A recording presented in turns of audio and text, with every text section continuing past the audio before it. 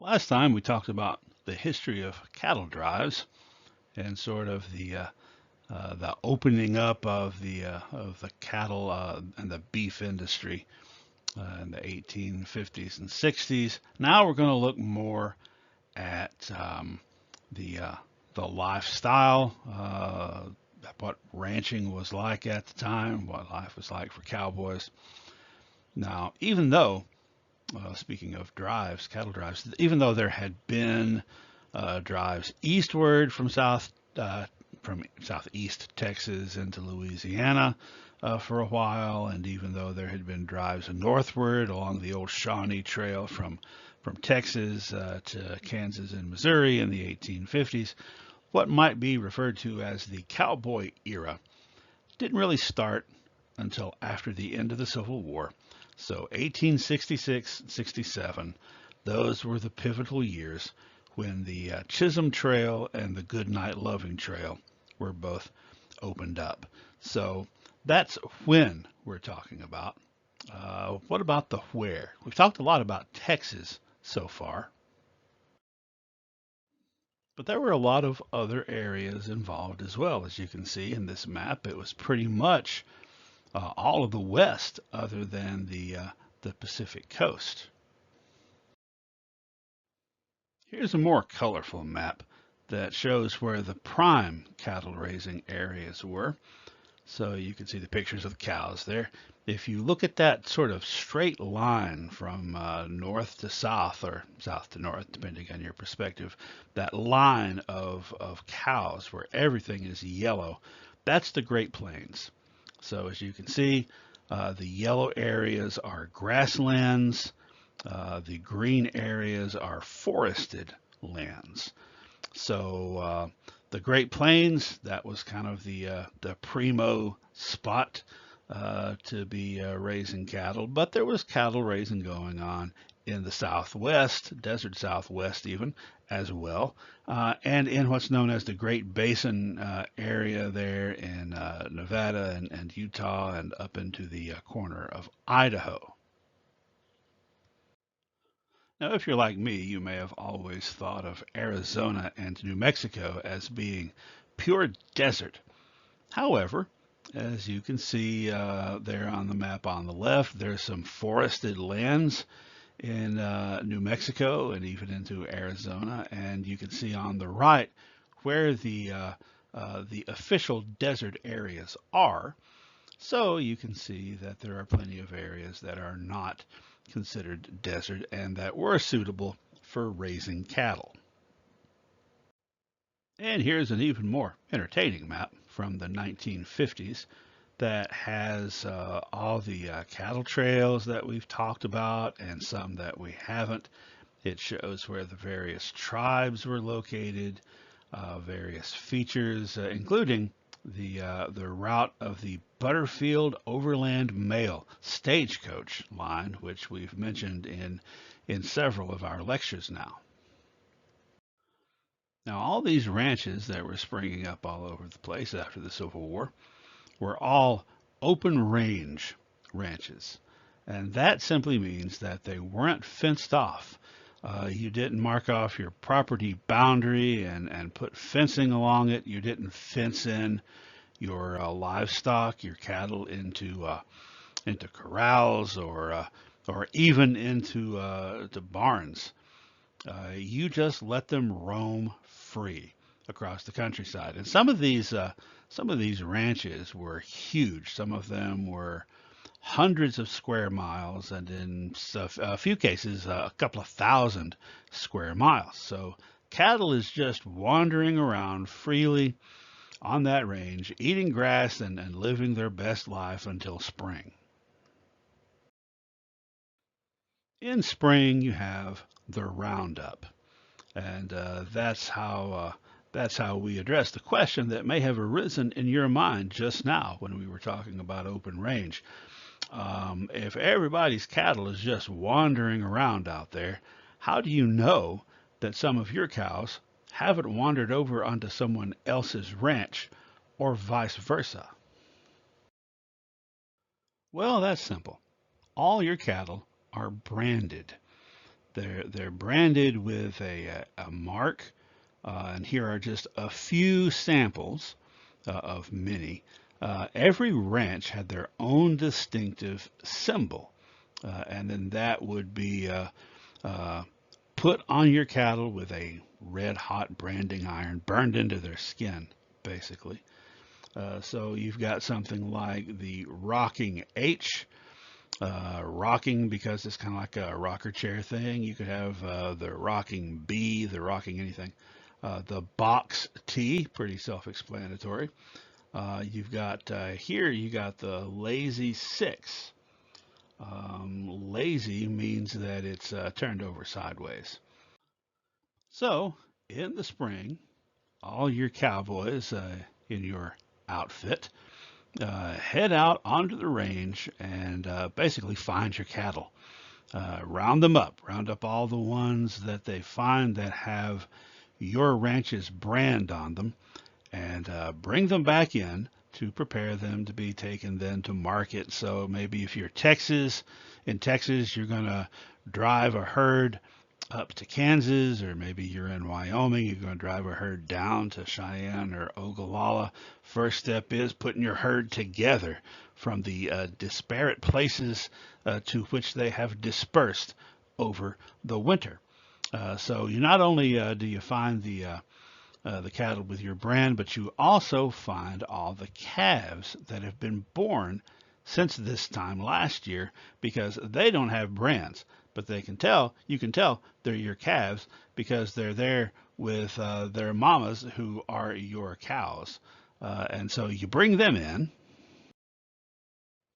and you brand those yearlings, those calves that are 1 year old or less that haven't been branded yet. So you get them when the calves, then you don't have to worry about wrestling down a half a ton steer to try to brand it. You brand them now, then you decide which of these cattle you're going to turn loose back out onto the open range to procreate and make sure that you have a herd next year, and which ones you're going to take to market. During the roundup, you might run into some of these little fellas. By the way, that is not a doggy. That is a dogie, which is a motherless calf, or perhaps a stray calf that has wandered and gotten lost from its mother. So maybe you've heard the old cowboy song from back in the 1800s. Whoopee-tie-yi-yo, get along, little doggie, it's your misfortune and none of my own. Whoopee-tie-yi-yo, get along, little doggie, for you know Wyoming will be your new home. That's not saying get along, little doggie, like a wiener dog. It's saying, come on, you motherless calves, keep moving, we're going to Wyoming. While we're talking about branding and dogies and calves, yearlings, let's talk briefly about this guy, Samuel Maverick. Samuel Maverick was a prominent figure in early Texas history. When he was in his 30s, he fought in the Texas War for Independence. He's one of the people that signed the Texas Declaration of Independence. Later on, he became the mayor of San Antonio. By the 1860s, he owned a pretty sizable ranch. And unlike all the other ranchers in Texas, Samuel Maverick refused to brand his cattle. Now, the reason that he gave was that he thought it was cruel. It was cruel and not necessarily painful. His neighbors, though, accused him of refusing to brand his cattle so that he could come along in the spring, get out there before they did, and find their yearlings that were unbranded and say, hey, there's no brand on this one, it's mine. In reality, while he may have been accused of that, that probably isn't wasn't his reasoning, because, to be honest, Samuel Maverick was a lousy rancher because he wasn't very interested in the ranching operation. He was really more more of a politician. He had a very hands-off approach, didn't get that involved. So he probably didn't have those nefarious purposes in mind. Nonetheless, as a result of his policy of not branding his cattle, after a while, any cow that was unbranded was referred to as, well, that must be a maverick cow. And then from there, that grew to mean anybody that doesn't have a brand on them, that isn't owned by somebody, but rather has gone off on their own, came to be called a maverick. So that's how that term started. So the spring roundup has been done, the branding has been done. Now it's time to head up the trail. If you're in Texas, of course, you're heading on one of these trails through Indian Territory, probably up into Kansas, unless you're out in West Texas and you're going to New Mexico or Colorado. Probably going to Kansas because that's where the trains are at this time. Now, by the 1880s, there have been a lot more railroads built. So there's plenty of trains eventually in Texas, so you don't actually have to go that far by that period. But early on, during this trail drive period, you're heading up to Texas, and as I mentioned in the previous lecture, depending on where you start in Texas, that could take 2 to 3 months. So basically, it might take you all summer to get to Kansas. You're driving this herd, which the average herd's about 2,000 head of cattle. And then the average size of the outfit's about 12 to 14 men. You're traveling about 15 miles per day. 15 miles per day. Now, a man on horseback, or a person on horseback, traveling at just a normal clip, not trotting along, can travel 30 to 40 miles in a day. And yet you got this big herd, they're only making 15 miles per day. Why is that? Well, if we were in a classroom, I would at this point see if the students could figure out the answer, but we're not, so I'm just going to tell you. You don't want to trot those cattle all the way up to Kansas, hundreds of miles, because you don't want them to get too much exercise. The more exercise they get, the faster they go, the more weight they're going to lose on the way, so that you will wind up having cattle that are worth less when you get there than they were when you started out. So you have to take your time. Another issue is, you ever hear the expression, something's like herding cats, meaning it's impossible because cats are so independent-minded. Not impossible to herd cattle, but not necessarily easy because they will wander off and you have to keep them in, keep them in a body. You have to sometimes go and get the ones that have strayed off, and sometimes you have to kind of hurry along the ones that aren't quite going even at a minimal pace. So all this is to say, it takes a little time.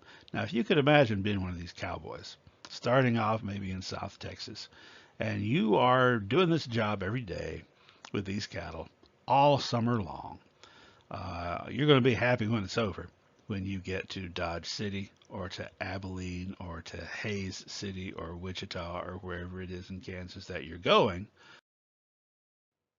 But your job may or may not be done when you deliver the cattle to the stockyard. The cattle still have to be loaded onto the stock cars of the train. Now, maybe it's the cowboys who drove them in that do that. Maybe it's people who work there at the stockyard working with cattle all day. But regardless, someone has to basically encourage these cattle to go up this chute and onto the cattle car. And, they may not necessarily be that eager to go. So you have to sort of push them along, right? Sometimes you have to do what this guy here in the lower right is doing. He has in his hand a cattle prod. Now, 20th century, they developed electric cattle prods, but in the old days, it was just a stick, basically.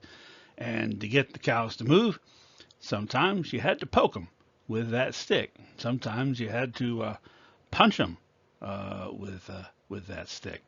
So sometimes you might wind up being called a cowpoke or a cattle puncher or someone that's been pushing cattle.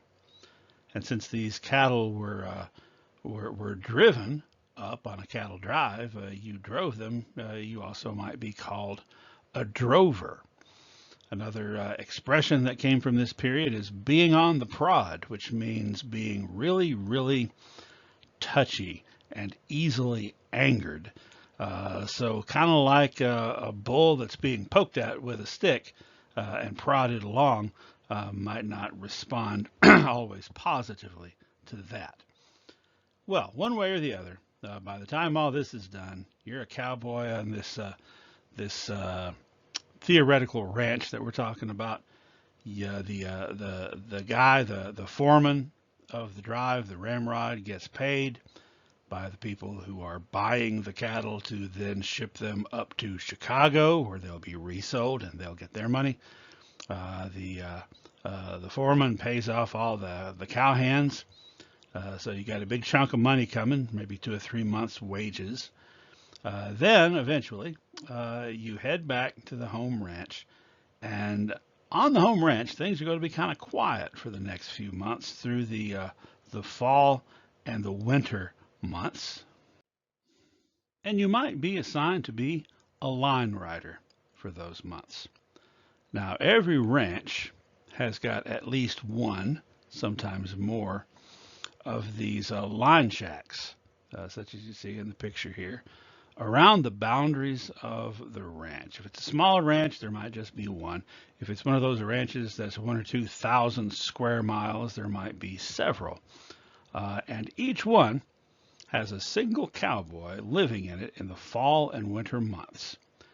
In the daytime, he spends his time riding up and down the line, the boundary line, looking for strays, looking for cattle that belongs to his ranch that might be wandering over that boundary line and need to be herded back, or vice versa, from the neighbor's herd that may be wandering onto your land and need to be escorted back where they belong.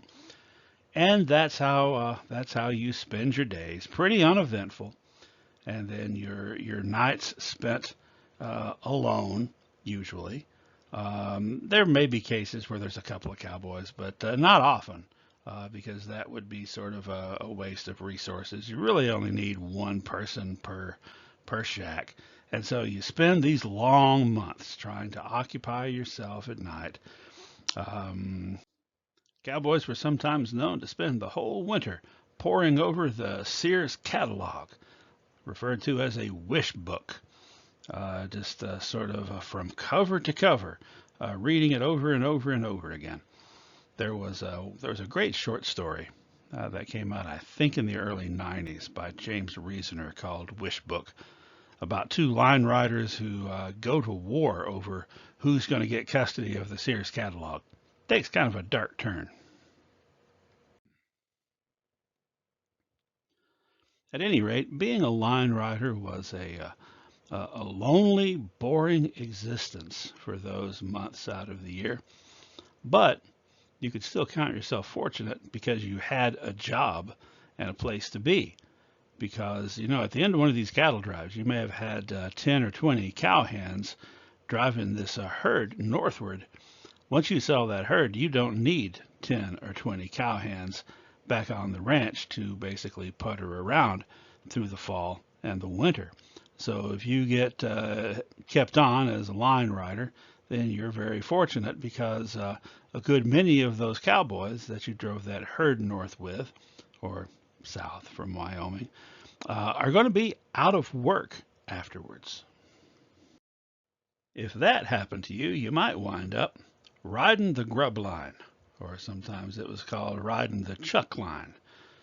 Essentially, you are unemployed, and so you just ride around from ranch to ranch, showing up around time to get fed, and hoping for the hospitality of that outfit. in return for offering to do maybe any odd jobs they might have, or just to share with them the latest news or the latest gossip and get a meal out of it. And most ranches, most outfits were fine with doing that. So on any given day, you might have one or two strangers coming through, having a meal with what cowboys that you have employed there.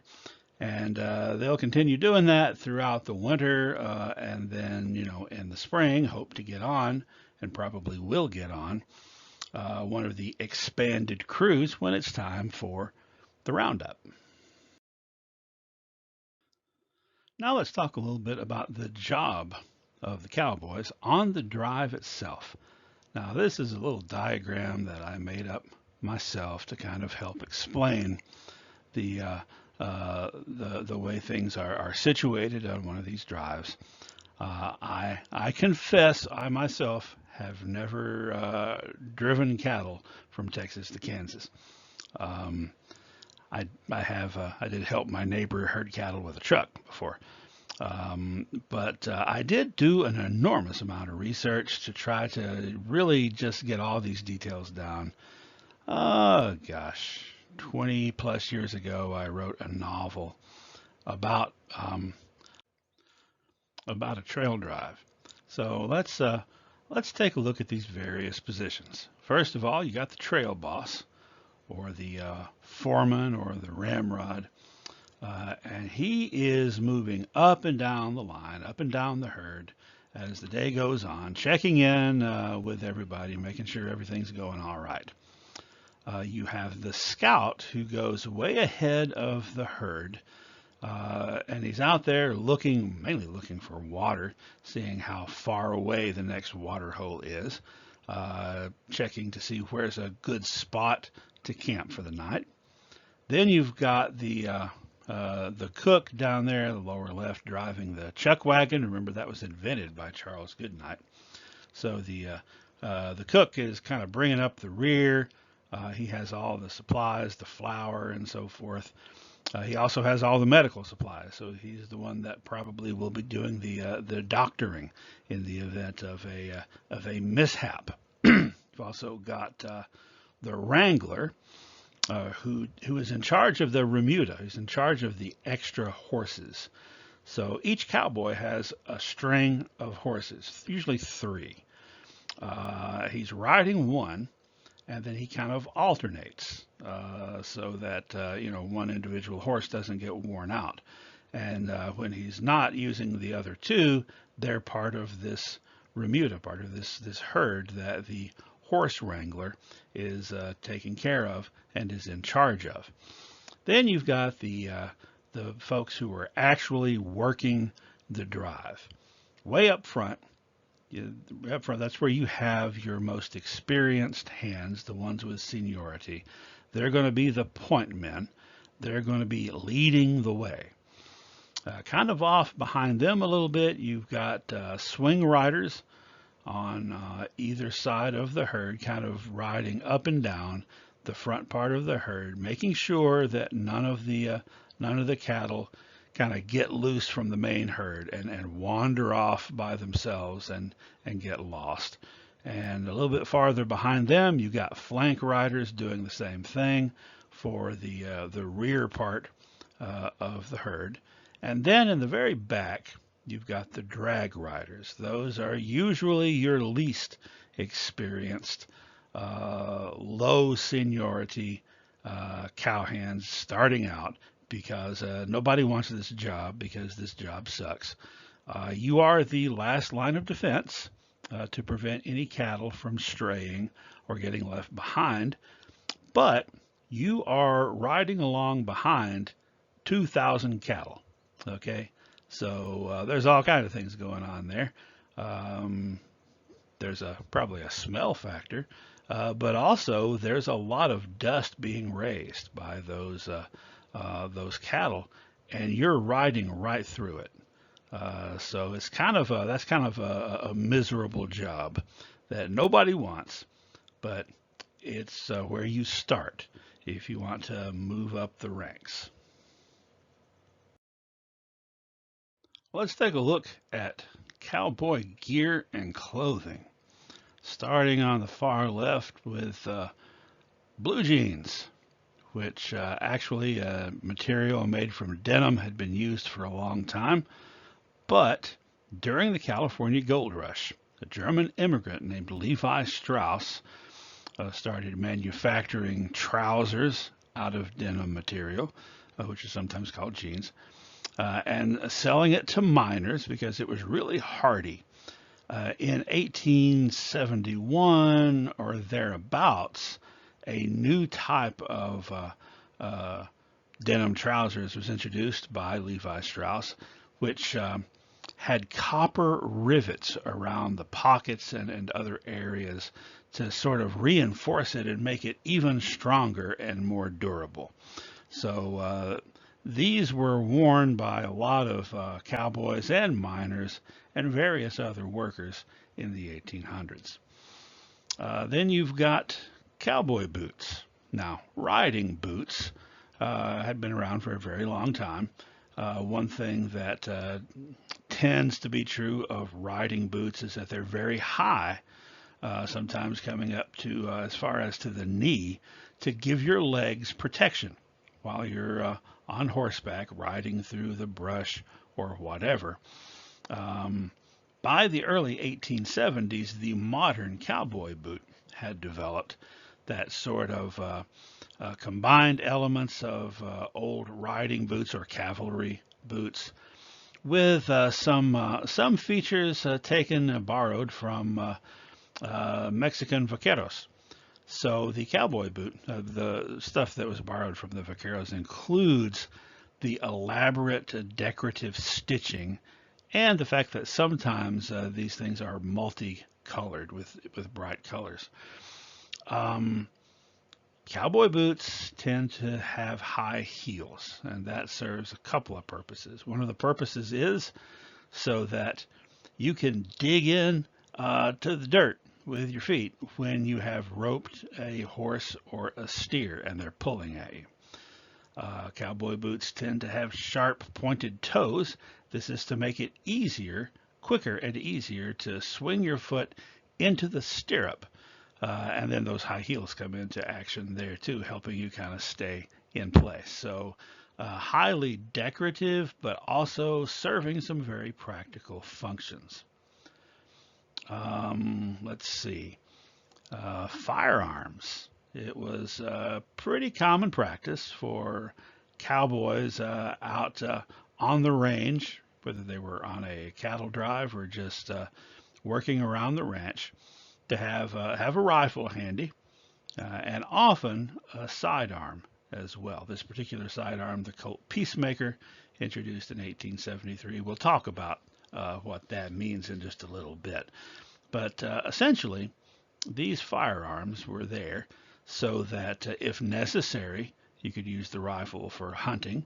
You could use the rifle to protect your herd from coyotes or wolves, or if necessary, other kinds of two-legged varmints if required. Always good to have a handgun on you in the event of poisonous snakes, which could be a serious issue. Well, let's see. Vests. A lot of cowboys wore vests. You'll see that in old westerns, but you'll also see it in photographs. Why did cowboys like vests? Similar to the reason that a lot of hunters wear hunting vests. It's a way to get a bunch more pockets, or at least a few more pockets to store stuff in. Then, let's see, to the far right, you've got what's called a neckerchief, or a bandana, which you would tie around your neck. This is not simply decorative. Remember when we talked about drag riders? Particularly if you're a drag rider, you would want to have a really big and hardy neckerchief so that you could pull that up over your nose to keep the dust out. And that could come in handy whether you were riding drag or not in the event of dust storms and various things like that. All right, then we've got these leggings over there that you might recognize as chaps, or if you're east of the Mississippi, chaps, but chaps, which are worn over your trousers, over your blue jeans usually, as extra protection, particularly when you're riding through thick brush or thorns that could cut at your legs and might even damage something as hardy as your denim blue jeans. The chaps were often made of leather. This is something that was also borrowed from the vaqueros. Um, it originated probably in California for use when riding through chaparral, which is found in California and a little bit to a lesser extent in some of the other desert southwestern states. But it's really, really thick shrub growth that can really tear up your legs riding through it on horseback. There was a TV series called The High Chaparral that was on from 1967 to 1971 that I used to love when I was a little kid, set in California. Well, now let's talk about cowboy hats. The first Stetson was introduced in 1865 by the Stetson Company. The first edition was called the Boss of the Plains Stetson, which was a felt hat that you could actually shape the crown and the brim any way that you wanted. Essentially, the purpose of this type of hat, you got a wide brim to keep the sun out of your eyes, and also to keep the rain away from your face when you're out riding in the rain.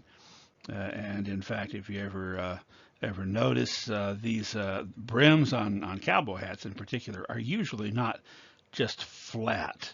They have a certain curve to them, kind of curled up at the back and then kind of folded down a little bit frequently in the front. And that's for the rain to run off rather than to collect on your head. There had been wide-brimmed hats for a long time. And there had even been wide-brimmed hats associated with horsemen for some time before this. Texans were wearing wide-brimmed hats way back in the 1820s and 1830s. But the cowboy hat in particular drew inspiration from a lot of different sources. For example, the type of hat often worn by vaqueros. You know, if you take a look at that Stetson there, you can almost picture John Wayne's head under it. And conversely, if you take a look at that vaquero hat, if it were black, you could imagine it sitting on the head of Zorro, which was set in California in the 1820s. See what I mean?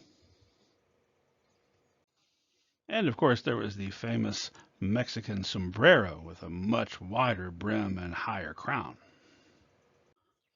The Stetson was also reminiscent of the slouch hat that was used by officers on both sides in the Civil War. The Carlsbad design of cowboy hat rivaled the Stetson back in the time period, although you don't see them very often today. You do see them a lot in old photographs from the time period and also in movie westerns from the 19-teens, 20s, and 30s. And here's the final product, a working cowboy from the time period. As you can see, he is equipped with just about everything that we just talked about. In addition to a couple of other things I didn't mention, some good work gloves to avoid rope burns, and a rope or a lariat to make a lasso. Now let's talk about handguns. Now some of these we've talked about before, starting with the Walker Colt, which was the first 6-gun that was used extensively by Texas Rangers back in the 1840s and into the 1850s. This was a great big old gun. It was 44 caliber, but as you can see, it had a really long barrel. They're pretty heavy too. Sometimes these were referred to as horse pistols or as saddle pistols because a lot of times you would put them in a holster hanging off your saddle, not too unlike a rifle case, as opposed to wearing it on your hip. Then in 1851, just a few years later, the Navy Colt was introduced. Etched into it, you can't really see that here, but etched into the frame there is a scene of a great victory of the Texas Navy over the Mexican Navy. It wasn't just used by naval officers. It was a very popular handgun, 36 caliber. Like the Walker Colt, the Navy Colt, and the Army Colt, which came out in 1861 and was a 44 caliber. All three of those are cap and ball revolvers, which means that each of the 6 chambers you individually load with gunpowder, and you put a lead ball down in there and tamp it down and seal the top. And so that's kind of a time-consuming process. A lot of times, military officers or guerrillas or Texas Rangers or whomever, bank robbers, I guess, would carry an extra cylinder already loaded, or 2 or 3 of them, to switch out pretty quickly. Then, 1873, Colt introduced what came to be called the Peacemaker, which was a cartridge gun. You don't have to, load it with black powder and stuff. It uses a more modern type of bullet, right? That has a brass casing with a lead bullet at the end and powder at the bottom part. If you were wearing one of these, like the guy in the previous picture, while you were working cattle, I don't know if you've ever ridden a horse, but they can bounce you around a good bit. So if you've got one of these on your hip and you're getting bounced up and down, and that pin should happen to hit that bullet in the cylinder, it could go off and you'd wind up shooting yourself or your horse, which would be worse. And so for that reason, cowboys often only loaded a 6-shooter with 5 bullets. They left one chamber empty, and that's the one they would have the hammer down on to avoid any of those kinds of mishaps. Now, why is it called the Peacemaker? Well, I don't know who first came up with that sobriquet, but the idea is if everybody's got a Colt 45 caliber, everybody's got a Colt 45, then everybody's equal and nobody's going to start trouble because the other person can shoot back. Now, how accurate that is, I will leave it up to you to decide, but that's where the name comes from. Now, the Colt 45, after it came out in 1873, was very, very popular, but it was not the only gun, the only handgun being used out there. If you watch old westerns, you might get the idea that it was. But no, Smith & Wesson had the Russian model, came out in 1870, designed for the Russian army, who had requisitioned, put in a big order for them. Then later that was adapted into the Smith & Wesson Schofield, which is what Jesse James used. You also had Remington. The Remington 6-shooter came out in 75 also. Looks a lot like the Colt 45, but with a sleeker design. And sometimes you even ran across a Merwin Hulbert or a Beaumont Adams or other types of handguns. Now let's go back to that concept that we started with, open range, right? The idea that in this time period, the 1860s and into the 1870s and 80s, that ranches didn't have fences. They just let their cattle roam freely, and they would go find them in the springtime, round them up.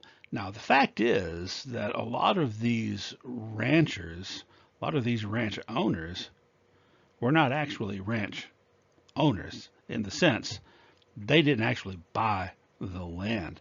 They didn't actually have a legal claim to it in many cases, other than the fact they were there. The land was actually public land, which means land that is essentially owned by the federal government and not by any individual. Now, during the Civil War, a law was passed in 1862, the Homestead Act, that gave homesteaders or settlers the right to claim public lands. You could go out, find any of that land out there that's owned and controlled by the federal government, and you could stake a claim to it. You'd have to go file a claim in the land office, and you might have to pay a small fee, I think $5. But you could claim a section of land, 160 acres of land, and you didn't have to pay anything other than that filing fee. All you had to do is that after 5 years' time, when the government agent came out to inspect your land, demonstrate that you had done something with it, that you had made improvements on it, built stuff, made it into a successful farm. Well, that is going to lead to a lot of people heading west and a lot of people claiming these lands. And it's going to be kind of problematic for those ranchers that are running these large herds on public land as though they own it, because that land's about to be kind of segmented up like a checkerboard. And they're going to discover that maybe they can't take that same route they're used to using to drive their cattle to water. And that's going to be a problem. However, there is another more pressing problem that they wind up facing in the 1880s. You see, people who were living in the Great Plains and operating cattle ranches, let's say in 1885, unless they were really young, had not lived there their whole lives, because these areas, and we're talking about western Kansas, Colorado, Wyoming, Nebraska, the Dakotas, up into Montana, those areas did not start being settled by U.S. citizens until the 1850s. So in 1885, someone who's living and working there, if they're under 30, they might have been born there. If they're over 30, they probably haven't lived there even so for 30 years. Most of them had moved in because cattle ranches weren't really a thing in those areas until the mid to late 1860s. So what I'm getting at is that ranchers thought they knew what the weather was like in that area, but they did not have a long view of weather in the area. Now, what they did not know, and I guess what they could have found out if they had asked any Native American people if they had, left any around or bothered to talk to them, what they did not know was that about every 25 years on the average, there were huge blizzards. And in the winter of 1886 and 87, that time rolled around again. And there was a huge blizzard-filled winter. And then the following year, 87, 88, wasn't much better. It took most of those ranchers by surprise. I don't know if you've seen the Quentin Tarantino Western, The Hateful Eight. But if you have, you'll know what I'm talking about. It's about a group of people who get snowed in at a stagecoach station. It is set during that winter, during that series of blizzards. And while I can't speak to the rest of the movie, I can say that there's no exaggeration in the setting. It really was that bad. In the movie, there's a scene where when people have to go to the outhouse, they have to take a hammer and a rope and some wooden stakes, and sort of uncoil that rope as they head out that way and pound the stakes into the ground so that they can find their way back from the bathroom without getting lost and freezing to death. That was a real thing. People had to do that. A lot of people did, in fact, freeze to death during these blizzards. Now, stop and think for a moment about the cattle who are roaming freely. They're not in barns and they're not fenced in. They're just out there somewhere. Untold thousands of head of cattle died that winter, and quite a few died the following winter. Many of them froze to death. Some of them starved to death because the snow and the ice got so thick that they couldn't get through it to find anything to eat, to forage on. And the cowboys couldn't come bring them something to eat, for one thing, because they didn't have anything, because that's not how it worked. But even if they did, they didn't know where to find them. They're out there somewhere.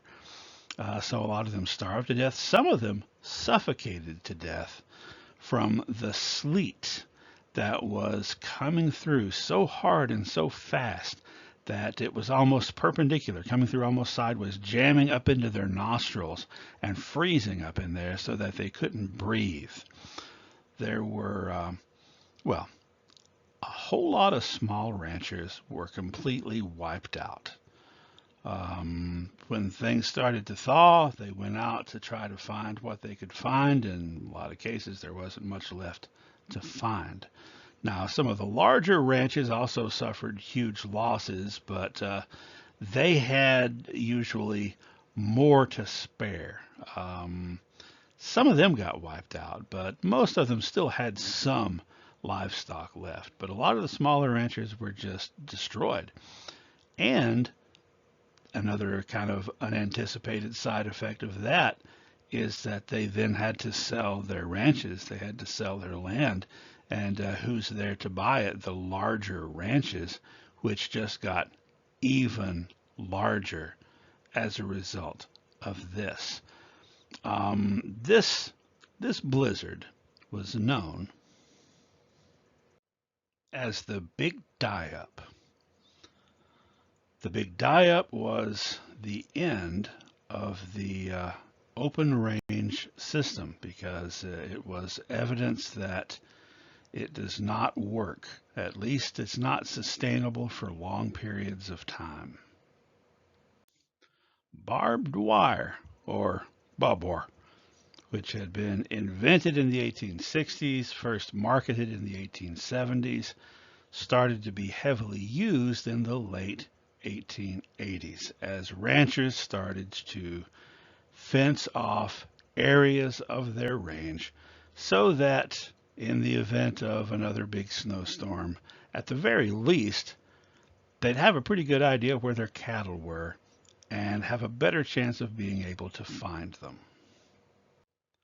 So take that situation, the end of the open range system, and then also take a look at this and see where railroads were by the late 1880s, or at least by 1890, compared to 20 years earlier, 1870. As you can see, by 1890, the country is eat up with railroads. There is not a spot in the continental United States where if you had a cattle ranch and you wanted to move your cattle to a rail line, that you would have to go very far, right? Not like in 1870. If you were in South Texas, you'd have to go all the way up to Kansas. And really anywhere in the West, you'd have to go pretty long way unless you were living right along the lines. That is no longer the case, which means there's no longer any need for cattle drives. Which means that those romanticized images that we have of the long distance cattle drive and of the open range, things which have become almost a part of the foundational mythology of our national character and how we have come to define ourselves, which seems in our public consciousness and popular memory to have been something that was around for a long, long time, only lasted about 20 years, which is mind-boggling. Now, if you're like me and you watch a lot of old westerns, which I enjoy doing, you're going to see episodes of Gunsmoke and Bonanza and so forth where you got some old codger who will make some comment about how he's been going up and down these cattle drives for 50 years. And that is completely and totally factually inaccurate. Nobody did that for 50 years. Nobody did that for 25 or 30 years. It was a relatively short span in American history that has kind of, in retrospect, taken on this almost gargantuan nature in our minds. Another part of the mythic and legendary fabric of the Old West in the American mind is the Range War, where two ranches go to war against one another, or maybe one big ranch goes to war against some small farmers or several small ranchers. Um, this painting it's by Frederick Remington. It was made in 1895. It's called What an Unbranded Cow Has Cost. So a dispute over ownership of a cow, or perhaps an accusation of rustling, has led to two groups of cowboys shooting it out. So the question is, did that actually happen? Is there any basis in reality for that sort of mythic trope? And the short answer is yes, it happened. It happened more than a couple of times. Sometimes it was a matter of, like I said, a large ranch feeling threatened by homesteaders moving in and making claims on the land, sometimes threatened by people coming in with sheep. A lot of ranchers believe that sheep ruined the grass because they ate it too close to the ground and it couldn't grow back. So there was a perennial hatred between cattlemen and sheepmen. A lot of times it was about water and access to water. But again, it did happen. The Lincoln County War in Lincoln County, New Mexico in the late 1870s, there around Fort Sumner again. This one involved Billy the Kid and Pat Garrett and John Chisholm. We will talk about this one in more detail when we talk about outlaws a little later on. And even the events in Tombstone, Arizona in 1881 and the feud between the Earps and the ranching family, the Clantons, could be considered in a way a range war. We'll talk about that one later when we talk about lawmen and gunfighters.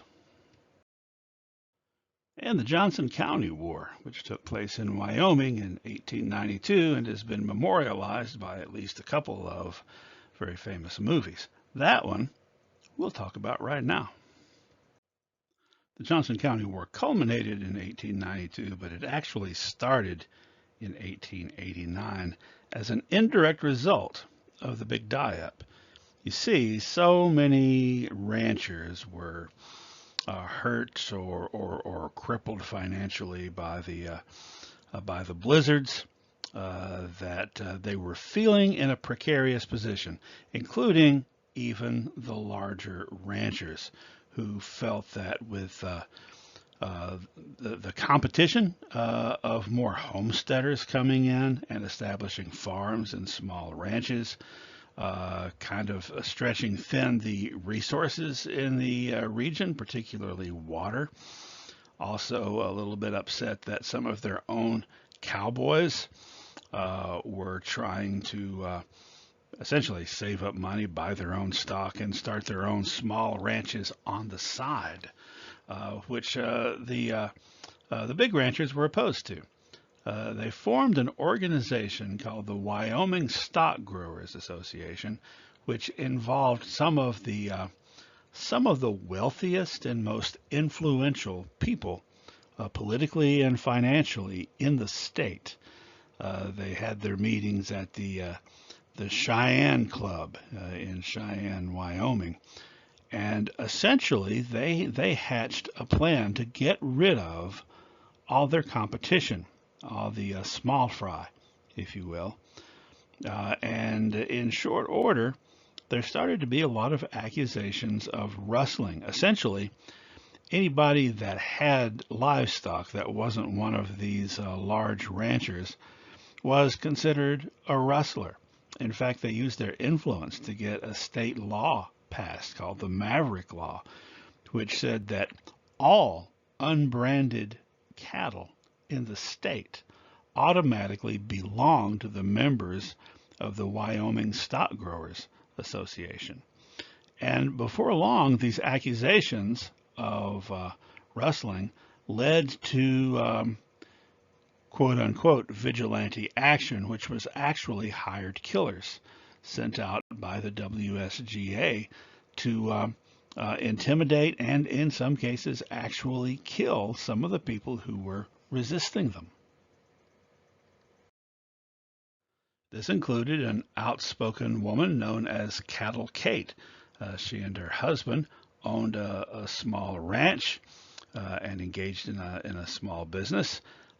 They were beset by vigilantes and lynched, hanged, which was uncommon for lynchings, at least of white people, for a woman to be lynched at this time. It was shocking, even to the hardened folks living in Johnson County there.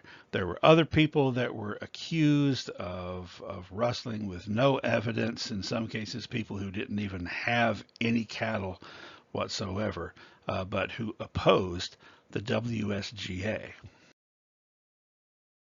Now these two individuals are going to be two key figures in this whole saga. We'll start with the guy on the right, Frank Canton, who was the sheriff of Johnson County, also on the payroll of the WSGA as their chief detective. Also living under an assumed name. He had actually murdered a black soldier in Texas when he was younger, and he had fled north. Described as a cold and emotionless killer. Canton was the chief enforcer for the Stock Growers Association. He was the one who helped plant the evidence, what evidence they even bothered to plant, and who coordinated the attacks. On the left is Nate Champion, who was a cowboy, who was one of those cowboys that was trying to start up his own small ranch. And he actually organized the opposition to the Stock Growers Association, the various small farmers and small ranchers for whom he became a chief voice. At one point, he was attacked in his cabin by 5 would-be assassins. Only 2 of them could fit through the door at once, and he shot the first 2, killed one and mortally wounded the other, and the other 3 ran away. But that was just kind of a harbinger of things to come. At the order of the WSGA leadership, Frank Canton, you can see him standing there in the very back, recruited a small army of hired killers. Most of them come up from Texas, that called themselves the Invaders. And they set about basically a reign of terror there in Wyoming, attacking and killing various people on the opposing side. They assaulted the ranch of Nate Champion, opened fire on the ranch house, and immediately killed his partner Nick Ray, who was standing outside. Champion held out for several hours in a sustained gun battle, a siege, surrounded with who knows how many bullets being fired at his house. He killed 4 of the attackers and wounded several others. Over the course of those several hours, he wrote in his journal a final message for his friends because he foresaw he was not going to be getting out of this scrape alive. And this is what he said. Quote, "Boys, I feel pretty lonesome just now. I wish there was someone here with me so we could watch all sides at once. Well, they just got through shelling the house like hail. I heard them splitting wood. I guess they're going to fire the house tonight. I think I'll make a break when night comes, if alive. Shooting again. It's not night yet. The house is all fired. Goodbye, boys, if I never see you again." End quote. And indeed, they had set fire to his house. So, seeing that that was it for him, he put his journal in his pocket, and with a Colt 45 in one hand and a Winchester rifle in the other, he burst out the back door, firing as he went, and was hit by 28 bullets and killed. The invaders took his journal and tore out the page where he had identified the attackers whom he recognized, but they left the rest of it in there.